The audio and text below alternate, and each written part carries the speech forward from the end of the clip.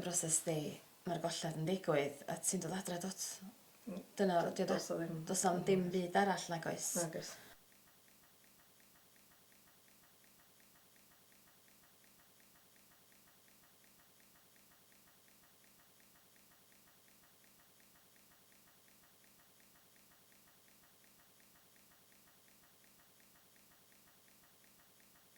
Mae'r ddwy yn di profi colledion do ar hyd y daith yn tad. Yn 2013 goson ni golled gynta ac yna yn 2015.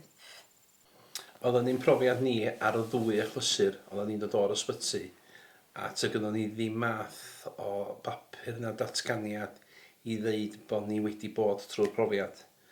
Os di'r golled cyn 24 wythnos, does na ddim proses swyddogol nag oes. Nag oes. Mae'r golled wedi digwydd a wedyn wyt ti ar ben dy hun. Mi oedd excitement yn dechrau, ffeindio fod Fiona'n disgwyl ddwy waith wedyn. A wedyn bod rhywun yn mynd ar hyd fan ag yn codi gobeithion, a wedyn dod allan o'r ysbyty a dim byd i gofnodi. Hyd yn oed ar ôl, tas rhywbeth yn digwydd i fi a Fiona, sy'n ni'n sbio ac i'r hyn ni, doedd am cofnod o gwbl i ddeud fod na babi oedd yn fyw ar un adag a wedyn di mynd. Ond does na ddim byd arall i'w gynnig. Na, mae'n eitha oeraidd yn dydy mynd trwy'r broses yma o fod wedi colli ac wedyn gorfod mynd trwy'r genedigaeth a wedyn mwyaf sydyn na ni cerwch adra.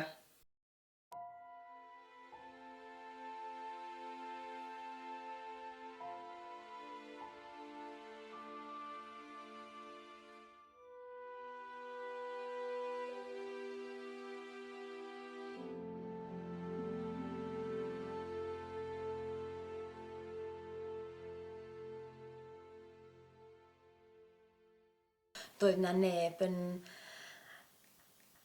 ffonio ni i ofyn ydych chi eisiau gweld rhywun. Ie, doedd na mynd rhyw gynnig o unrhyw fath o gwnsela dim byd o gwbl. Na, oedd ofnadwy o oeraidd i radda bod ni wedi bod trwy profiad mor erchyll.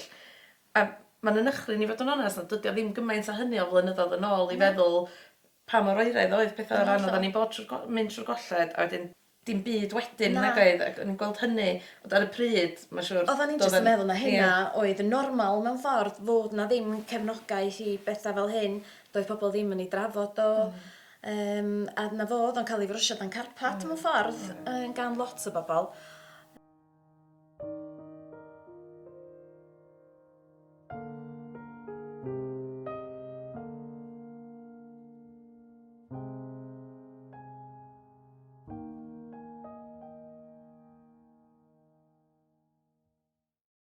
Dwi'n meddwl o ran ein partneriaid ni, doedden nhw'n ffeindio fan hawdd nag oes?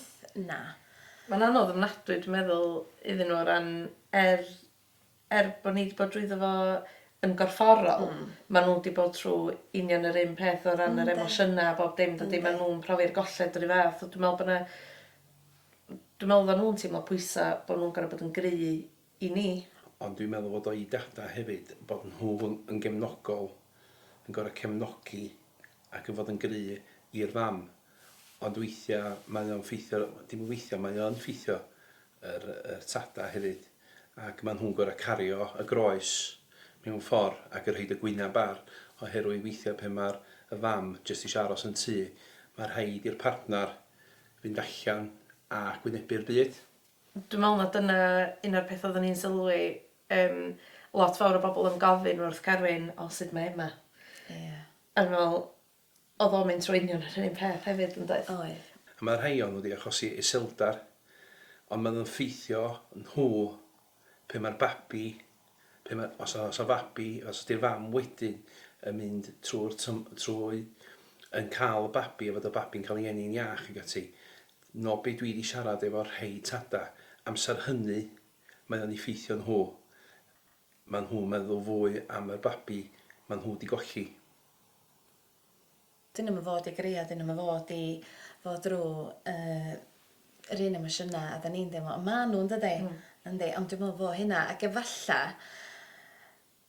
bod ni wedi meddwl maen nhw wedi warchod ni.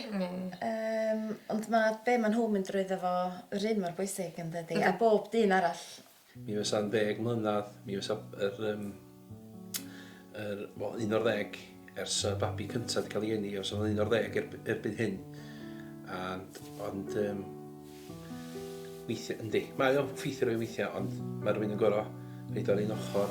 Ac yn fel o dwi wedi medru dygymod ar sefyllfa, ydy fod wedi reid ar un ochr ac byddai symud ymlaen.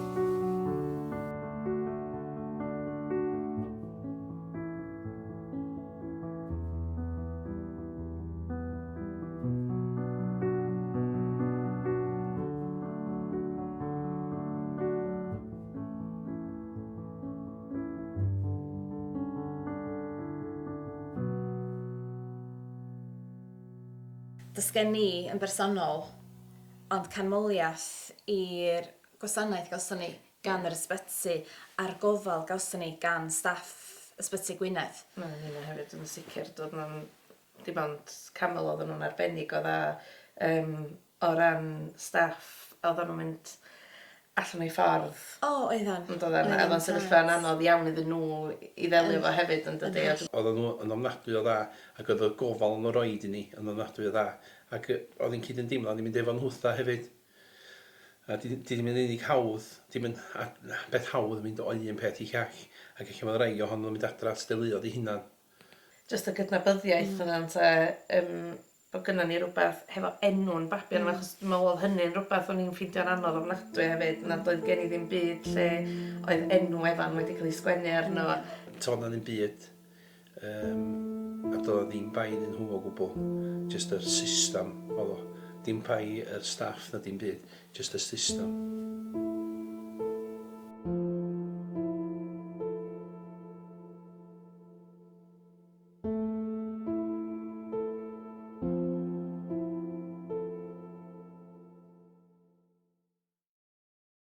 Dwi'n meddwl dros y blynyddoedd, da ni wedi treulio dipyn amser yn yr ysbyty, do cyfnod yn aros yna, mynd gwahanol apwyntiadau. A parch mawr atyn nhw ar diolch hefyd, a felly ddaru ni benderfynu bod ni eisiau rhoi rhywbeth yn ôl, ac yn lle bod ni'n prynu rhywbeth i'r wart neu i'r adran, penderfynu creu tysysgrifa yma, ac oedden ni angen enw iddyn nhw, felly tysysgrifa Pluen Wen.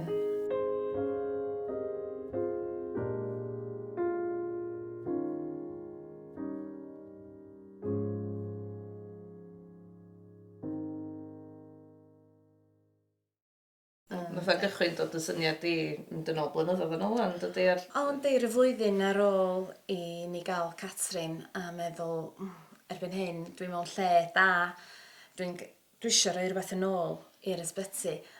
A yn fanodd Fiona di feddwl ddwad, fano oedd i gael tysgrifau. A cael sgwrs efo ymgynghorydd yna ar y pryd, Dr Bolton, mae gen i barch mawr seg ati. Sgwrsio efo hi a hitha yn cytuno bydd yn syniad da i gael cynnig tysysgrif fel hyn i deuluodd. Ond nath y ddynas o fano wedyn mynd i Glan-Clwyd ac i Wrecsam, ac oedden ni hyd yn oed yn meddwl yn onast fatha 100% o tysysgrif wedi bod yn hen ddigon i Fangor.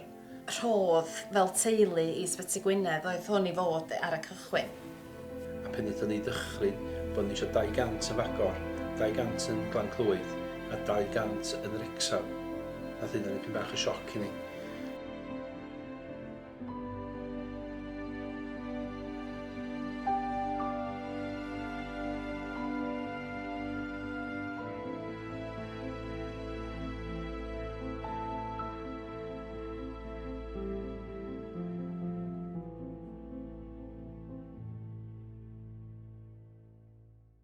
Dwi'n meddwl yn bersonol mi oedden ni yn teimlo os oes ni wedi cael rhyw fath o disysgrif fel hyn, fel yr rhaid ni'n ei gynnig, mi fysa fo wedi gwneud rhyw fath o wahaniaeth ni, so wedi dod yn lot o gysur i ni. Dwi'n meddwl jyst gweld enw'n babi ni lawr ar disysgrif hefyd yn da, so bod nhw'n cael ei cydnabod. Yndi, yn sicr, oherwydd mewn byd delfrydol mi fydda y rhieni a bydda ni wedi mynd adra efo babi, efo'n plentyn ni. Ond yn anffodus, dim dyna sut oedd pethau i fod. Ond dwi'n meddwl bod yr tis-ysgrif Pleuan Wen yn rhoi datganiad a bod o yna ar bapur a nid ar gof, ond mae o ar bapur i basio o genhedlaeth i genhedlaeth fod yna rhywun mi fasa wedi mynd i'r mewn i'r byd. Roedden ni wedi byw hyn am fisoedd yn dod am cyn profi'r golled. Roedd yr enwa wedi dewis, roedden ni wedi trefnu, roedden ni wedi cynllunio'r dyfodol. Ond doedd o mi fod yn agoedd. Ond mae cael rhywbeth i ddod adra o'r ysbyty cydnabyddiaeth, nodi enw'r blentyn yna, mae'n golygu lot mwy na fydd ar unrhyw un ddychmygu, dydy. Ynddi. Dydy o'm just yn damad o bapur na chdi. Mae o'n gymaint mwy. Gymaint mwy.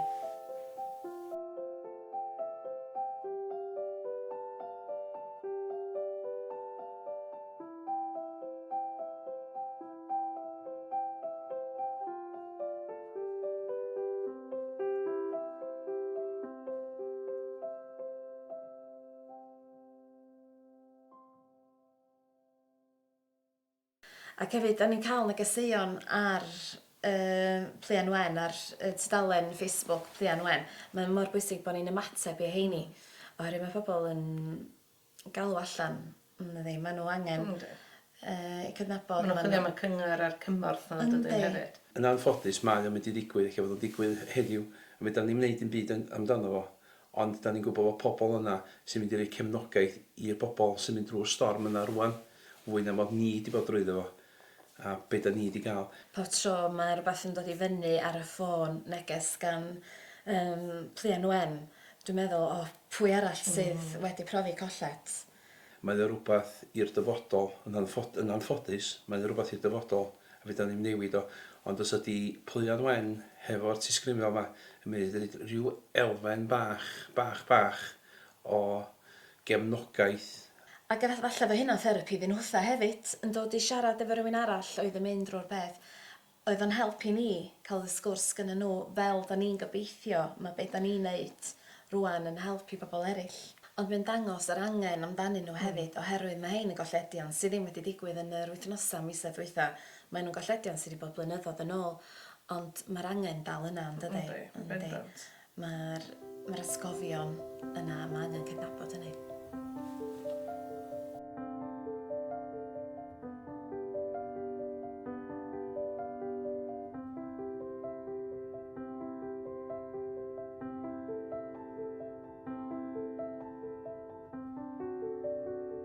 Da ni wedi gallu cael rhywbeth positif yn dod o rhywbeth mor ofnadwy. Dwi'n meddwl bod wedi cael gwaith rhagorol o rhywbeth galar oedd o. Dyna sy'n wedi cychwyn. Ac yn rhywbeth i wneud hefyd cof am y plant ni hefyd. Yn hollol, y colledion da ni wedi brofi. Ond mae wedi cael gwaith rhagorol ag Emma, mae'r ddwy o'n nhw wedi mynd trwy'r un profiad. A mae'r profiad yna sy'n rhaid nhw ddeud na trin a thrafod i profiadau oherwydd mae'r ddwy ohonyn bod yn gefnogol i gilydd. A da ni dal ar daith dydan. Dyda ni ddim yn dod dros beth sydd wedi digwydd a fydd mi'n teulu arall yn dod dros dyfo chwaith. Ond da ni'n gobeithio bod ni'n gwneud gwahaniaeth a dyna ddybwriaeth.